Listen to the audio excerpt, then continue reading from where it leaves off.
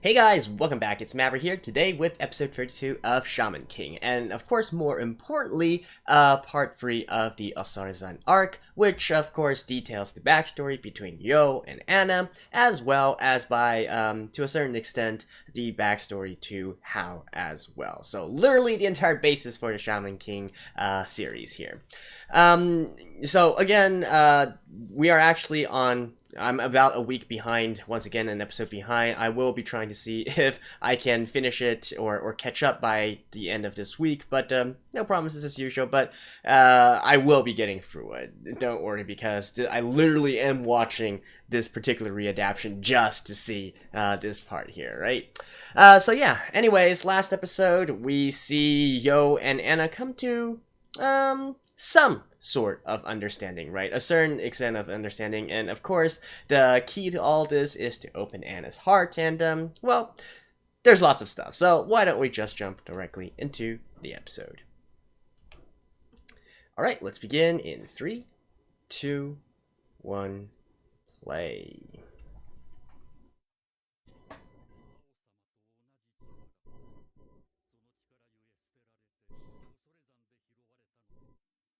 Yeah, so I mentioned this last time. Osora-san and Yoh-Anna is no, the same, talking about the same thing. Ah, this is lit. I see. This is a reference to that other shonen show. I don't know what's it called in English though. I know what it's called in Japanese and Chinese.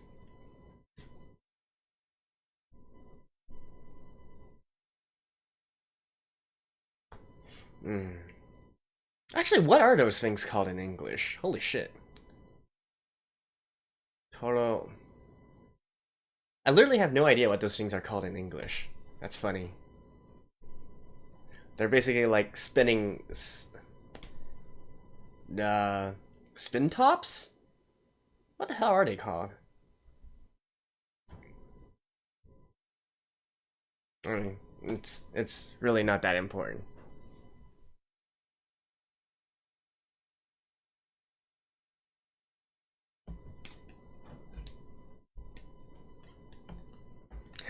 Can you guys believe that all this stuff that you're watching right now, well, not that one, but all the other stuff you're watching right now, is only going to happen in the latter, like, 10 episodes more or something of that sort. I'm kind of curious how long this arc is going to go for. I would guess 5 parts, actually. 5 parts for the entire Osorazan arc.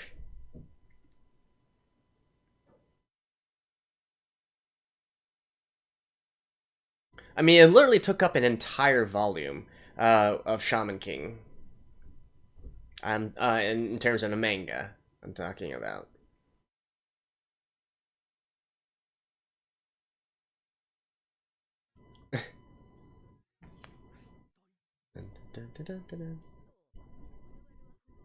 Yeah, they're watching television together.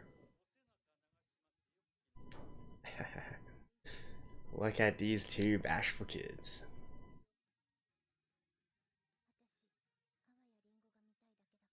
Aware Ringo is most probably a reference to Sheena Ringo, a famous Japanese singer-songwriter. I'm guessing. And Bob is probably Bob Marley.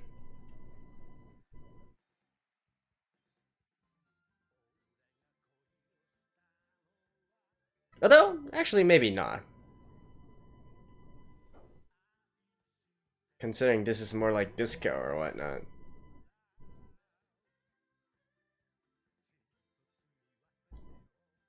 Okay, actually, never mind. I don't know what Bob is based on then.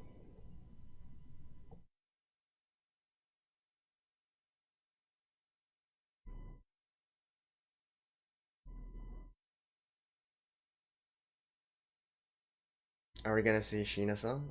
Sorry, not Sheena song. Ringo song? Yeah, there we go. No, this has to be a reference to Sheena Ringo, of that kind of singing style.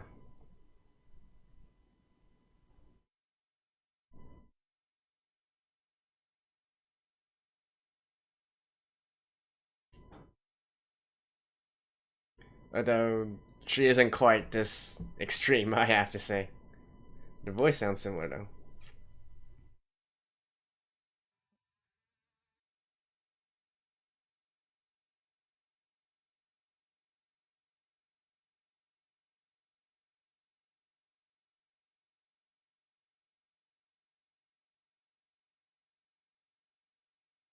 Mhm.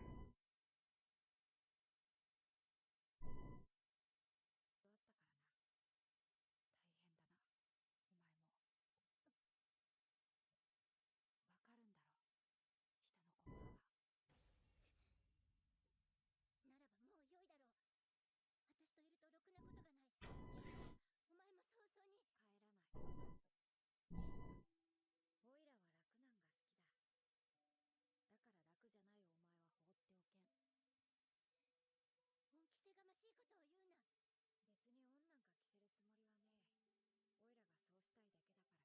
んな。And also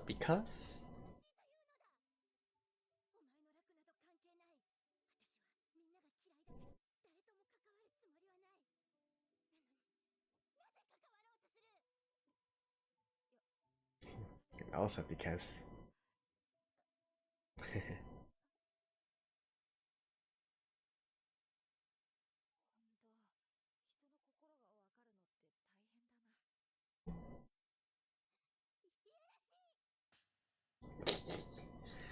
basically he thought she was cute.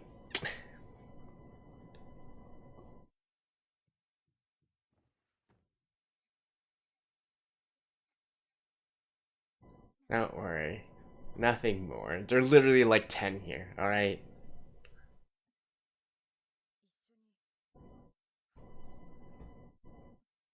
10? 12? Something like that. Actually, how old are they in the current day? 13? 14? I think 13 actually.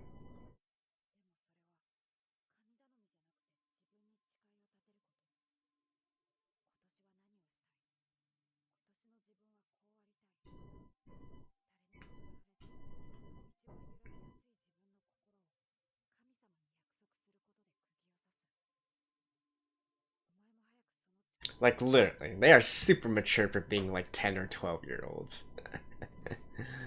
uh,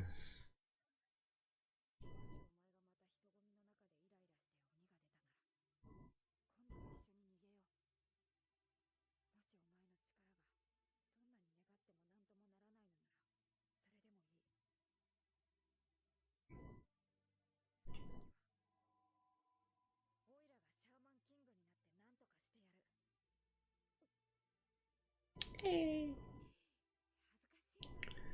ー Watching Cheyenne embarrassed Anna. Oh, my heart. My heart.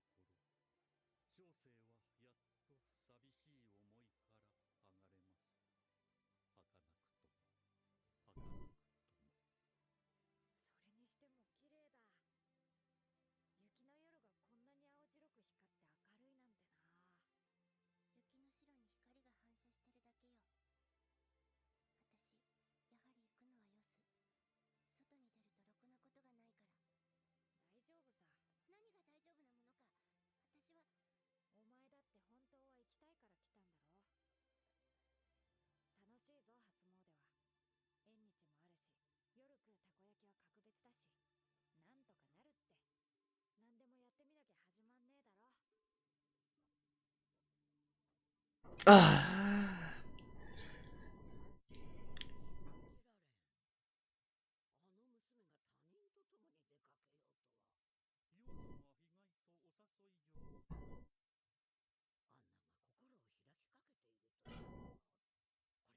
I don't think that thing said. I don't think Manamune said that Yo found the courage. It's more like. Well, I guess technically it's true, but the concept of it is more like he's got some balls, right? That's what that meant there.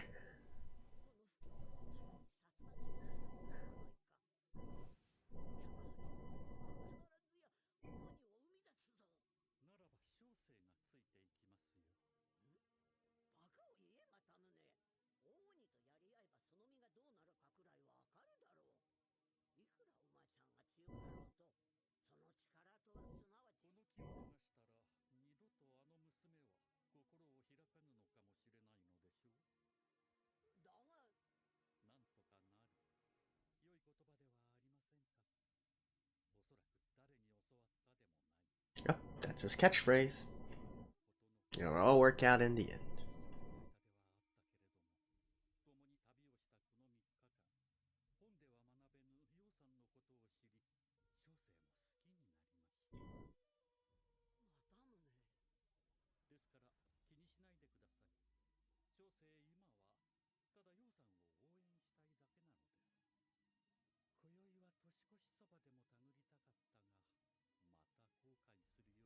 Can you guys believe this Anna? It's the same Anna we see nowadays.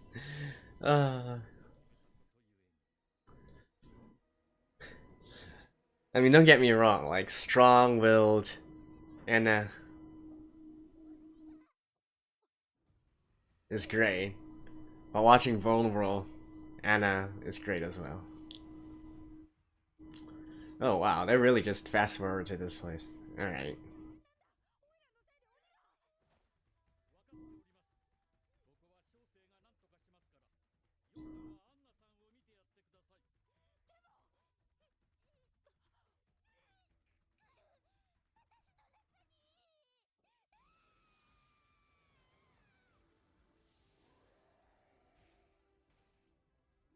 Huh? We're at here already?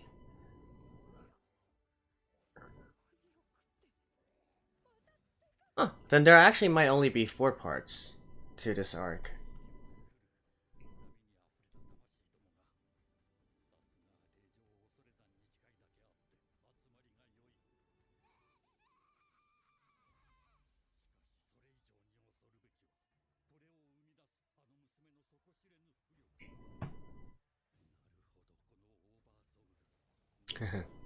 At that point, neither of them knew this is called an oversoul.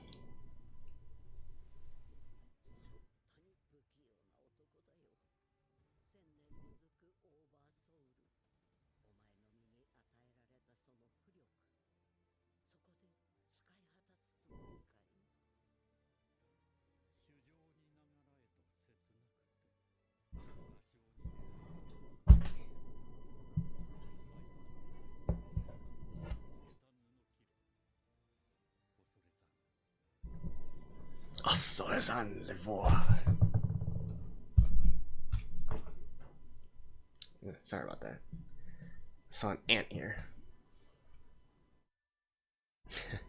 They really had to have a tight screen for her. Or a splash screen for her.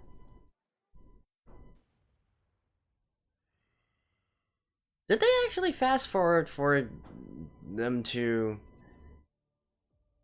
actually attending the festival? I can't quite remember, honestly.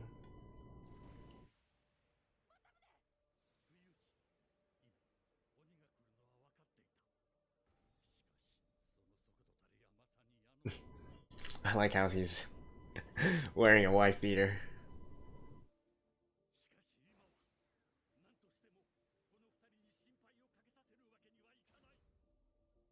Boom.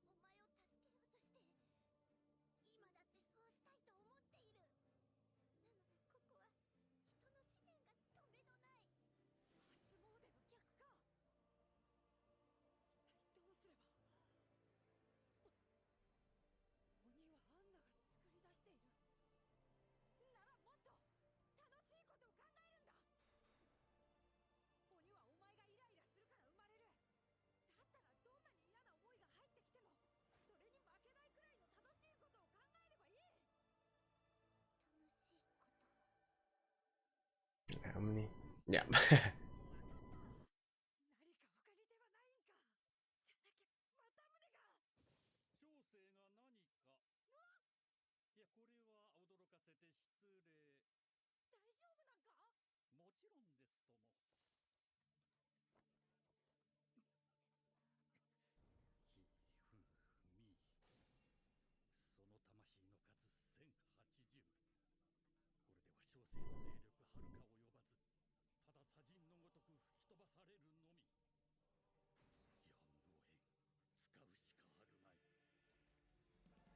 Hey.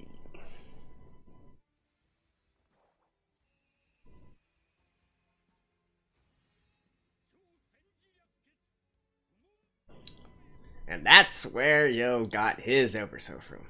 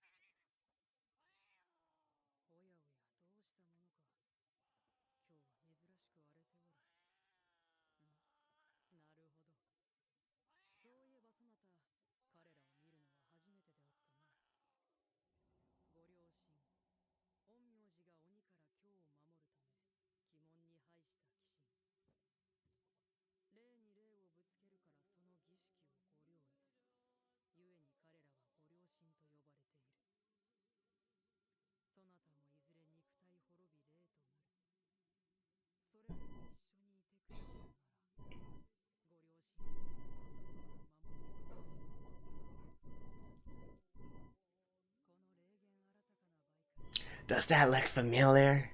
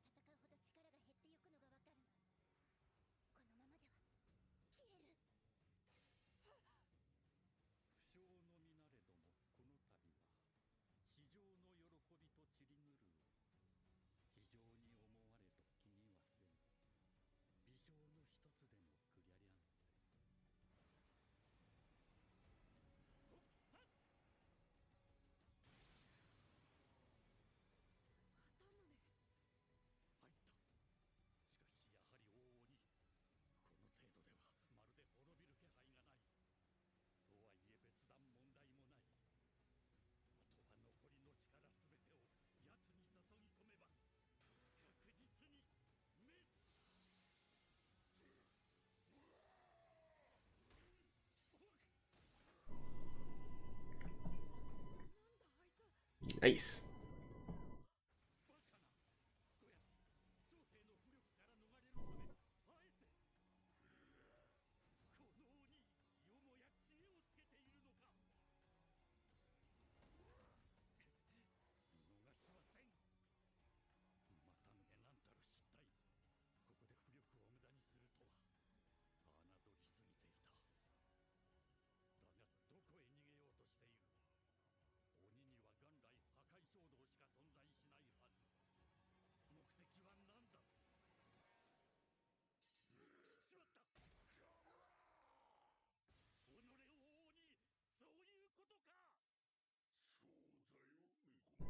Hey, it speaks.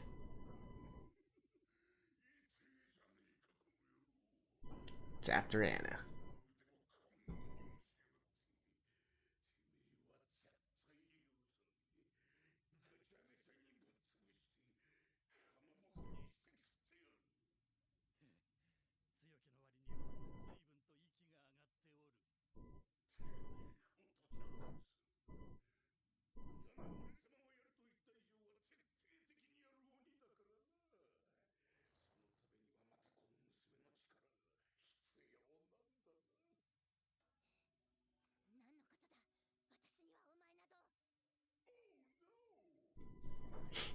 Oh no. It's Mama! Ah, yep.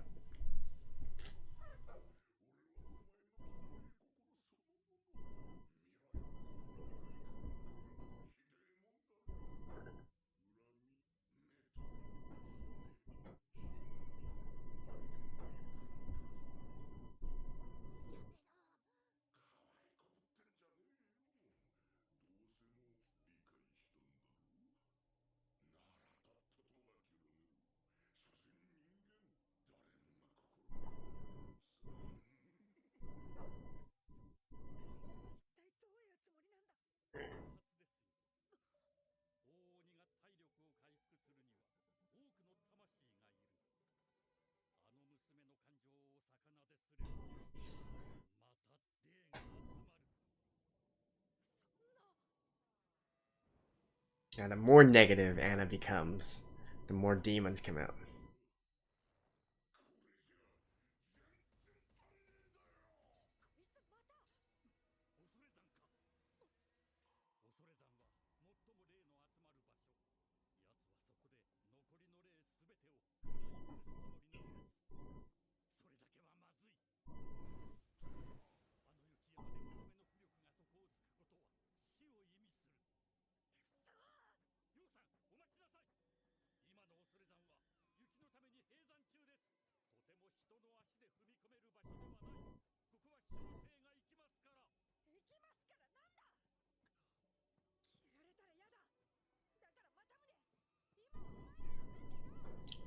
Honestly, at this point, Yoh can't really do anything, right?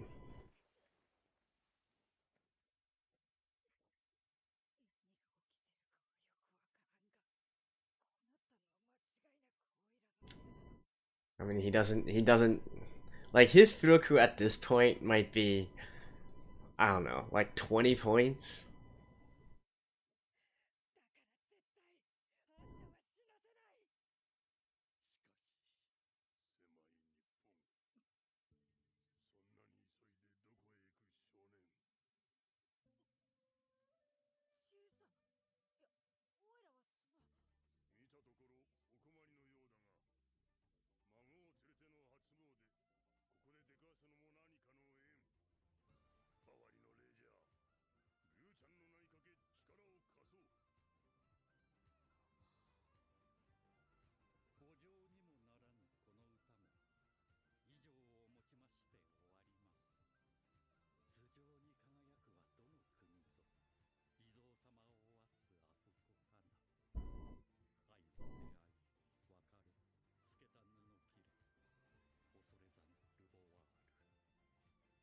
Yay!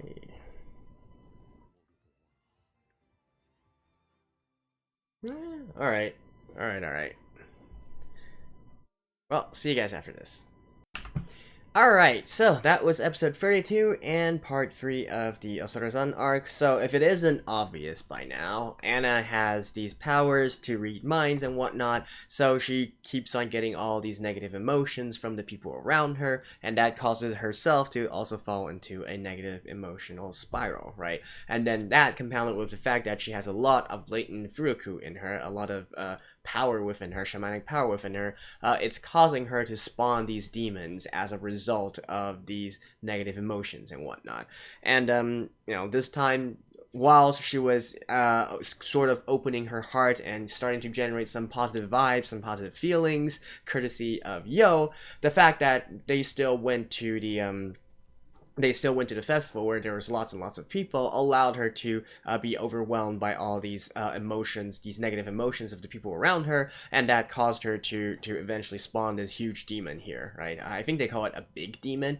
Yeah, they call it a big demon, which is honestly, all things considered, like when we understand like what the power level we are at right now versus then.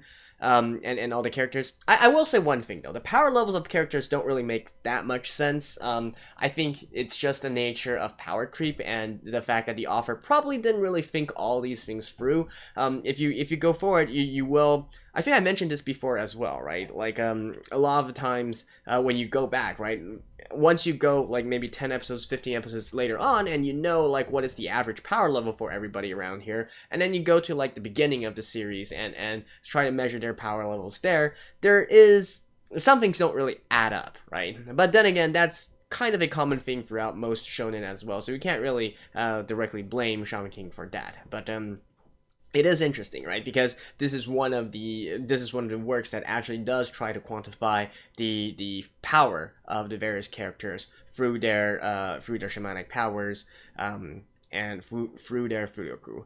So beyond that, anyways, that's kind of beside the point. The point is, so Anna's in trouble. She summoned these demons, and then now Manamune and Yoh is going to have to find a way to rid them of it, and that is presumably in the next episode here.